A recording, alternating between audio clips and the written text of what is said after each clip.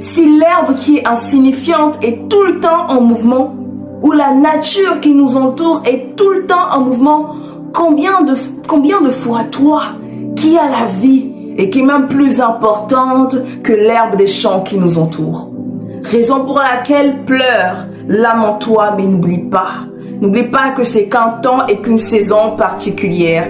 Que oui, malheureusement, je peux te le dire haut et fort, te le dire de manière brute, c'est l'un de tes fardeaux. Ça fait partie de ta vie, ça fait partie de qui tu es, ça fait partie de ta destinée, ça fait partie de ce que toi tu dois vivre, mais en réalité ça ne te tuera pas parce que c'est prévu que tu passes par là.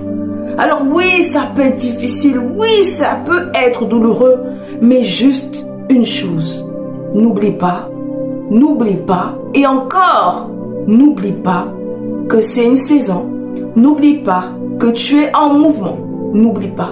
Est-ce que tu peux te rappeler il y a 2 ans où tu étais? Est-ce qu'il y a 2 ans tu étais dans la même situation? Non. Est-ce qu'il y a 1 année tu étais dans la même situation? Non. Tu peux me dire que ton problème a duré 5 ans, 8 ans, 9 ans, 10 ans. Mais est-ce qu'il y a 15 ans tu étais dans la même situation? Non. C'est juste un temps. Tu es en train de bouger. Tu es en train de bouger. Alors, verse tes larmes. Mais dans ces larmes, garde espoir. J'aimerais qu'on lise ensemble un verset. Et pendant que je vais le lire, dis-toi une chose. Que ces versets qu'on va lire dans le psaume, dis-toi une chose. Connecte-toi à ce verset. À quel point que c'est comme si c'était Dieu qui était en train de te lire. De là où tu es, tu vas juste poser la main dans ton cœur. Et recevoir la paix. Recevoir l'espérance si elle avait disparu. Recevoir que les choses vont se faire. Que de recevoir une chose, la paix, l'espérance, et de pouvoir te rappeler que ta lumière finira par briller.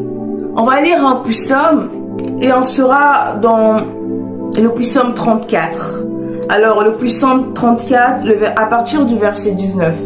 Pose ta main simplement sur ton cœur, connecte-toi à ça, à cette parole, et dis-toi juste comme si c'était Dieu qui était en train de te lire, et que cela te fasse du bien, et que tu témoignes au nom de Jésus. Nous lisons ensemble et nous recevons cette parole. Nous nous connectons à cette parole en son saint nom.